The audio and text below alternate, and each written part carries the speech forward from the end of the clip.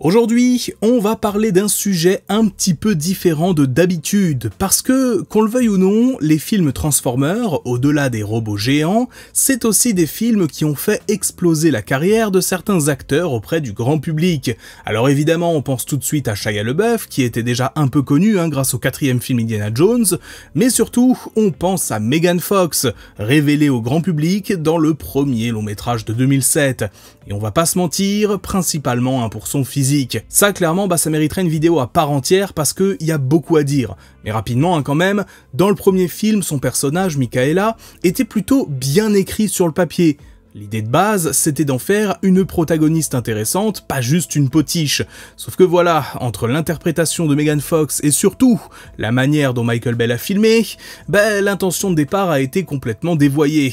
Résultat, le public retient surtout certaines scènes très spécifiques et on réduit le personnage à son apparence, ce qui est franchement dommage.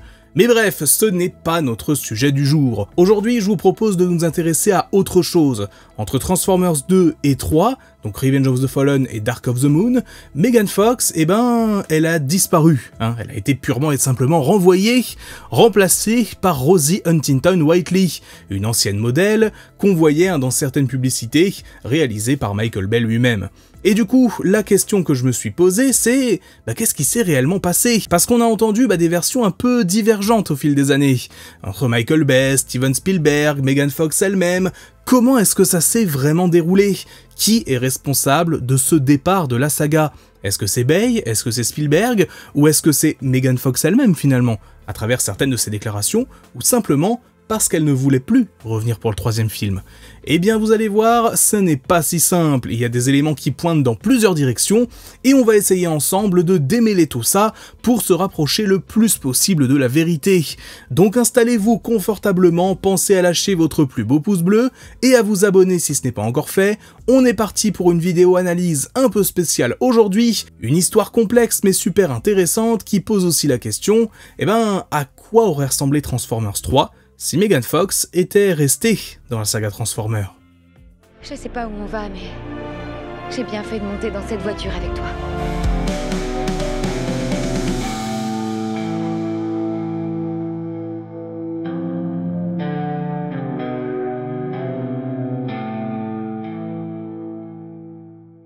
Pour bien retracer toute cette affaire, j'ai essayé de reconstituer une chronologie, en m'appuyant sur les différentes déclarations, les différents éléments qui ont émergé dans ce dossier.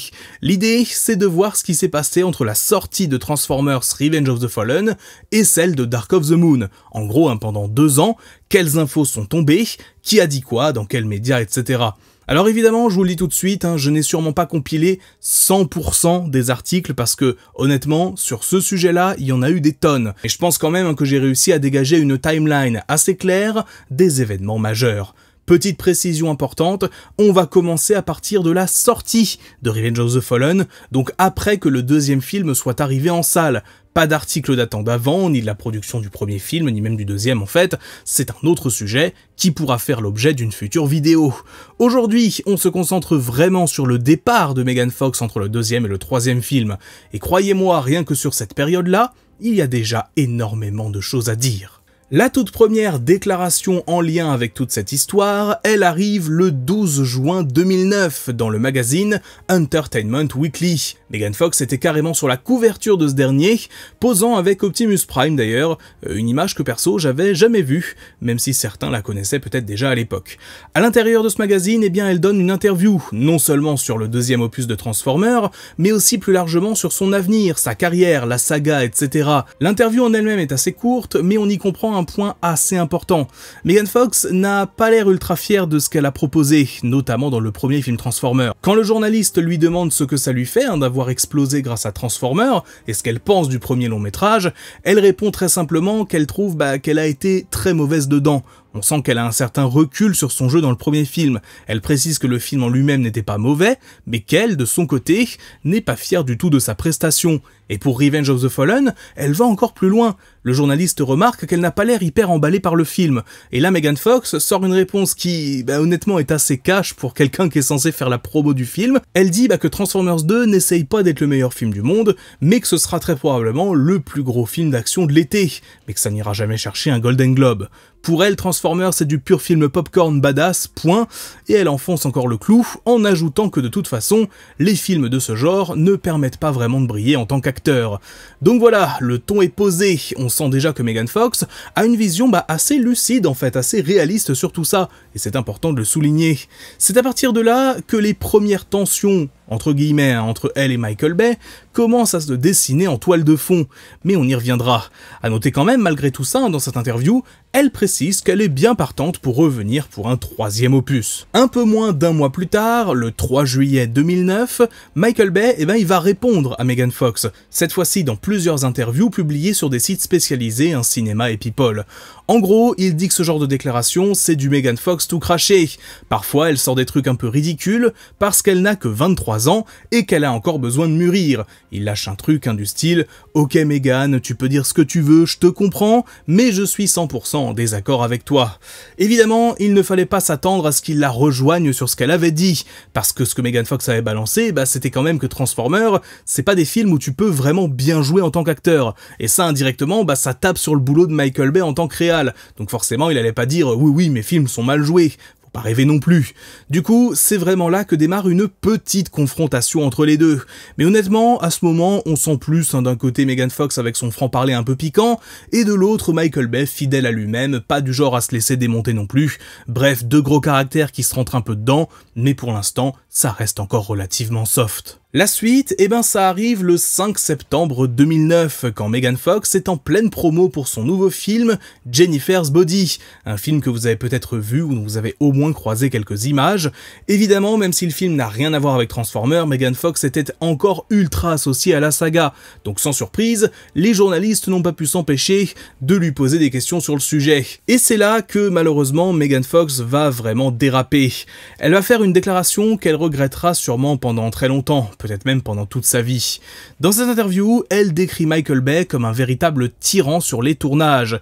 Et surtout, elle ose une comparaison avec le H, oui, vous avez bien compris. Une comparaison super maladroite et complètement déplacée, alors forcément, cette sortie, elle a fait énormément parler. C'est clair que c'est une comparaison de très mauvais goût, aucun débat là-dessus.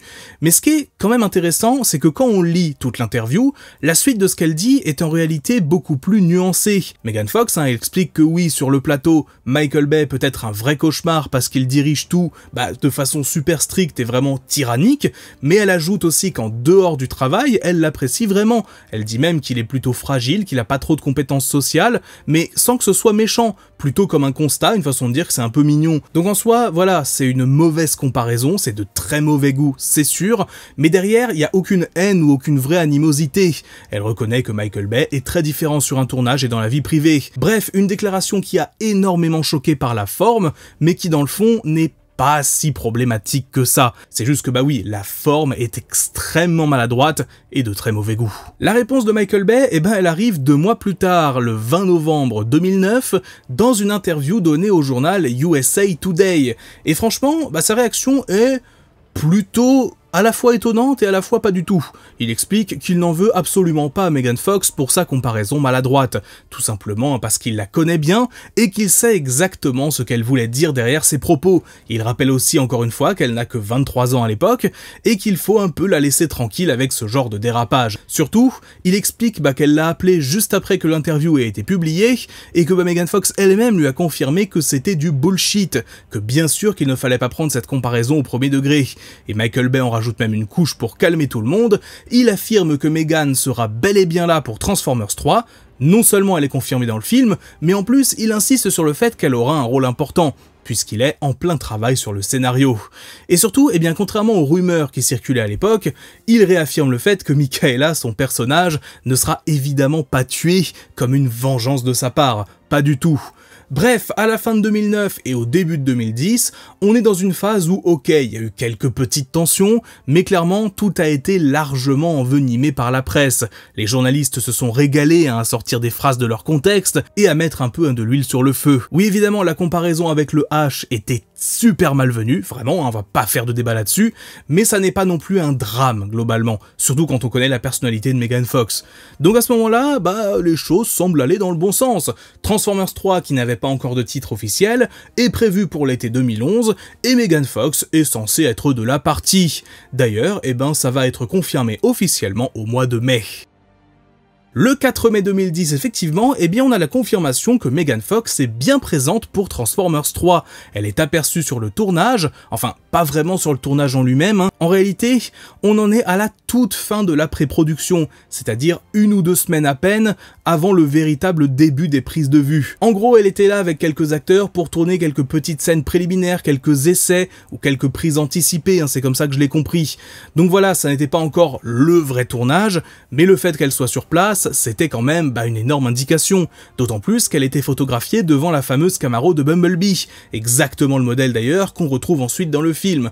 Du coup à ce moment-là, tout semblait confirmer que Megan Fox était bel et bien de retour pour ce 3e opus. Il y a quand même un petit détail qui a été relevé sur ces premières photos de Transformers 3 avec Megan Fox, c'est son apparence physique. En effet, ça n'a pas échappé aux fans ni aux journalistes présents sur place, l'actrice avait le teint de peau beaucoup plus pâle que pendant les 2 films précédents, notamment Revenge of the Fallen, où apparemment, d'après plusieurs sources, y compris des médias assez sérieux, elle avait vraiment détesté son apparence. Elle trouvait qu'elle avait un teint beaucoup trop foncé, presque orange selon ses propres mots, et aussi selon pas mal de journalistes qui l'ont commenté à l'époque. Visiblement, elle voulait absolument que ça ne se reproduise pas pour Dark of the Moon, et d'ailleurs, quelques jours après ces photos, ça a été plus ou moins confirmé. Le 13 mai 2010, c'est sur les forums TFW 2005, donc les gros forums de fans de Transformers, qu'une nouvelle photo de Megan Fox a été dénichée.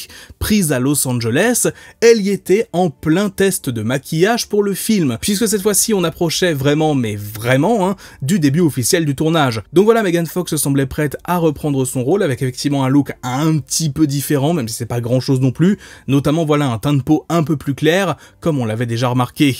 C'est vers ça qu'on semblait se diriger, mais évidemment, vous le savez, ça ne va pas se passer comme prévu. Le 19 mai 2010, à 13h45 précise aux États-Unis, le magazine spécialisé du cinéma Deadline lâche une véritable bombe concernant Transformers 3. Je cite, le journaliste annonce qu'il a appris que Paramount ne lèvera pas l'option sur Megan Fox pour le film.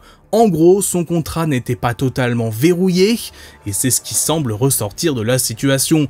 Et surtout, la grosse information, c'est que Michael Bay aurait pris la décision lui-même de ne pas la garder au casting. Évidemment, tout de suite, la presse va relier ça au précédent clash, notamment la fameuse comparaison avec le petit moustachu.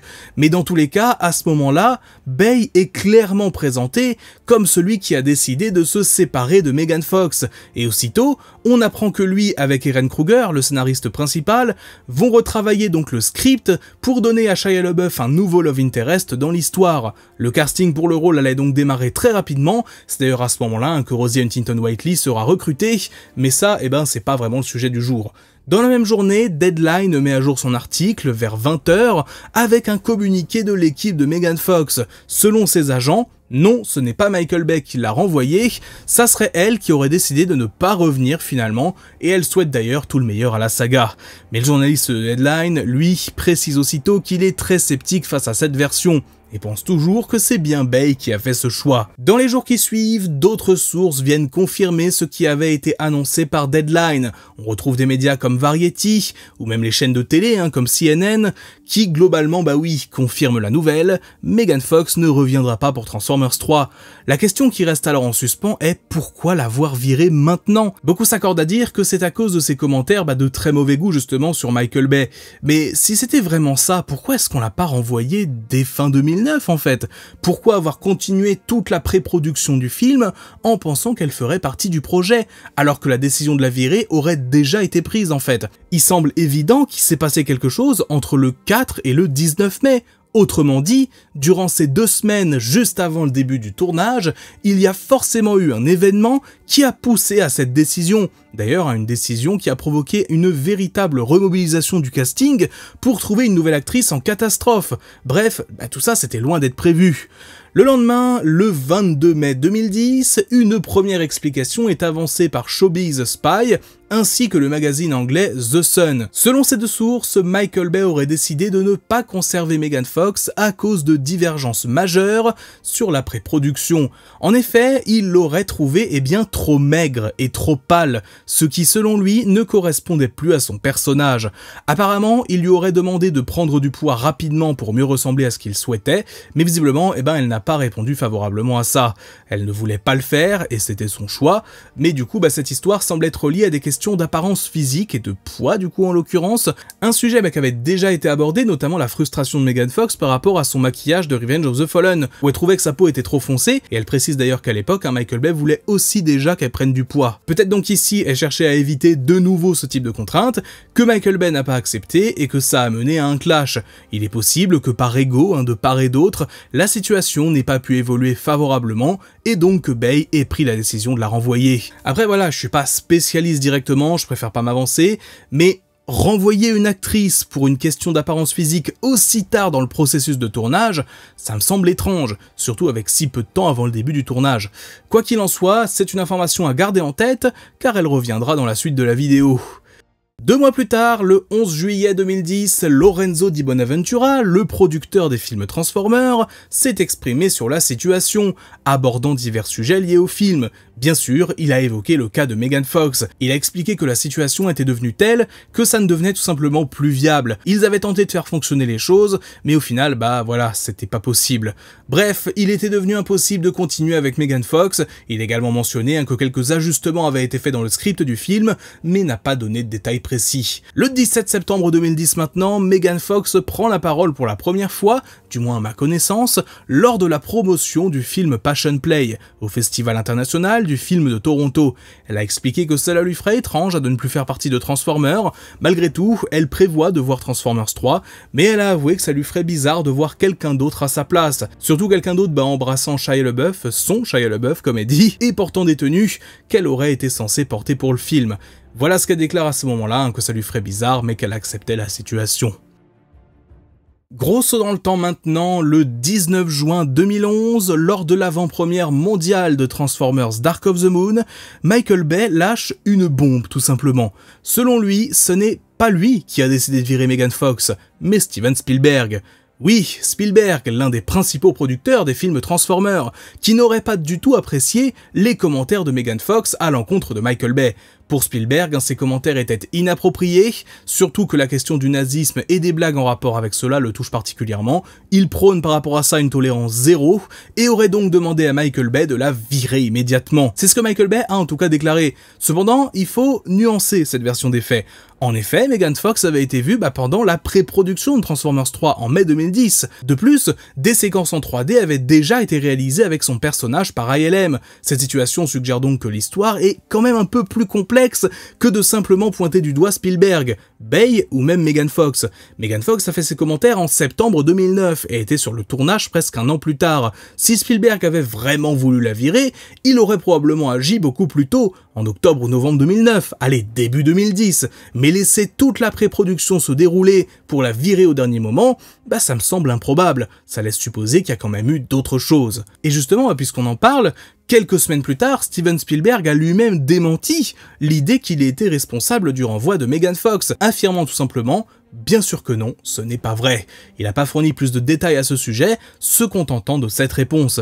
À ce moment-là, la question demeure donc, qui faut-il croire? Michael Bay, Steven Spielberg? Qu'est-ce qui s'est réellement passé? Peut-être que la réponse se trouve dans une interview donnée par Michael Bay à la fin de l'année 2011, lors de la sortie du Blu-ray et DVD de Transformers Dark of the Moon. Dans cette interview, incluse dans les bonus du DVD, Bay explique pourquoi Megan Fox a été remplacée par Rosie Huntington-Whiteley. C'est un détail quand même déjà assez étonnant, rien que le fait que ce soit présent, car normalement ce genre d'infos, c'est pas vraiment partagé dans le cadre de la promotion d'un film. Pourtant dans cette vidéo, Michael Bay indique que la décision de remplacer Megan Fox a été prise de manière commune entre lui, l'équipe du film et elle du coup.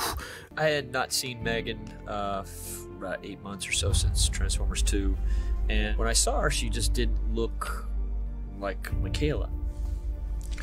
It was just, I guess Hollywood sometimes has a way of casting a spell on women that they have to change their look, change how their appearance, I guess, to satisfy something. I'm not sure, but you know, Megan's a stunningly beautiful woman, and we decided to go our own ways. Cette version des faits semble donc confirmer que Megan Fox, elle a bien été écartée à la fin de la pré-production, 2 semaines environ après les fameuses photos d'elle qui avaient été prises début mai. Il semble donc, si on s'en tient à cette interview, que ce soit Michael Bay qui l'ait évincé, en accord avec ce qui a été dit précédemment, et ce que Spielberg a affirmé. Il y a donc visiblement, oui, une question d'apparence, mais la vérité finale, c'est peut-être juste un mélange des deux. Peut-être que Spielberg a initialement voulu la virer, que Bay s'y est opposé, puis qu'après avoir revu Megan Fox, ils ont eu un différend sur son apparence physique, et ça aurait donc mené à son départ. Il est aussi possible que Michael Bay ait voulu se dédouaner de cette décision, ce qui n'est pas la première fois qu'il ferait quelque chose de ce genre. En tout cas, ça reste une histoire complexe où plusieurs facteurs sont en jeu. En 2017, dans un entretien réalisé plusieurs années donc après les événements, très à froid quelque part, Megan Fox est revenue sur cette période et elle a avoué qu'elle agirait différemment si elle devait tout recommencer. Elle a expliqué qu'à l'époque, à 23 ans, elle ne réalisait pas pleinement l'impact de ses propos et de son comportement et elle se prenait un peu comme Jeanne d'Arc, c'est ce qu'elle dit. Ça semble confirmer qu'il y avait une part de vérité dans ses commentaires à propos de Michael Bay, puisque Megan Fox elle-même les reconnaît et elle reconnaît les conséquences que ça a eu. Donc, au final, qui croire dans cette histoire? La situation reste super complexe. Ce qui est certain, c'est qu'après être devenue une icône grâce aux 2 premiers films Transformers, la carrière de Megan Fox a pris un gros coup. Elle n'a plus joué dans de très nombreux films par la suite.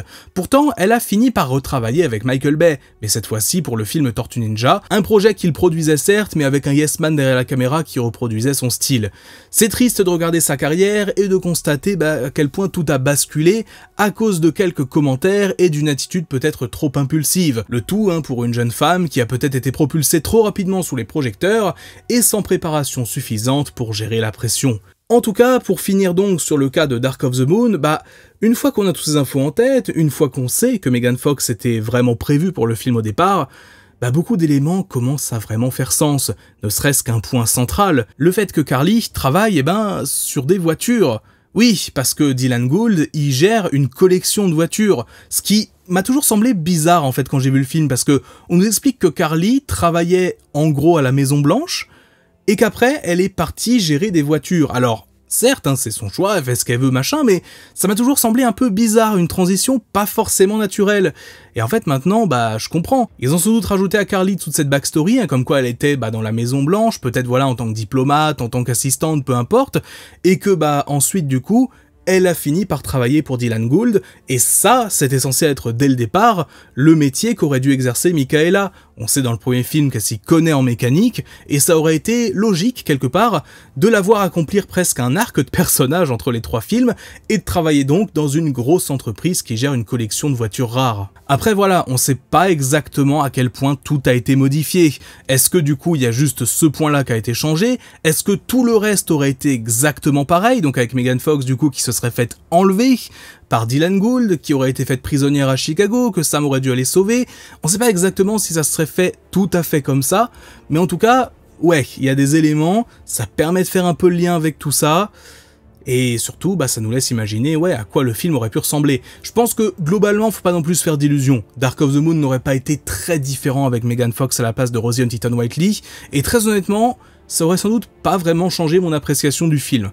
Mais voilà, c'est important quand même de le savoir, et peut-être que oui, ça aurait été mieux d'avoir ça, mais malheureusement ça ne s'est pas produit, et ça a donné lieu à la place à l'une des affaires les plus complexes de l'histoire de Transformers, surtout que pour le coup celle-ci elle a été extrêmement médiatisée. Quand on parle de la saga Transformers, au grand public, oui, on parle des films, mais l'histoire autour de Megan Fox, autour du fait qu'elle a été renvoyée pour justement ses commentaires extrêmement mal placés, ça arrive très vite dans la tête des gens, et en même temps on peut comprendre pourquoi. Bref, j'espère que cette nouvelle vidéo vous aura plu. Dites-moi en commentaire ce que vous pensez de toute cette affaire, si vous avez apprécié la façon dont je l'ai traitée. Dites-moi tout ça comme d'habitude, on va se retrouver très vite pour du nouveau contenu. C'est tout pour moi, c'était Magnus, ciao.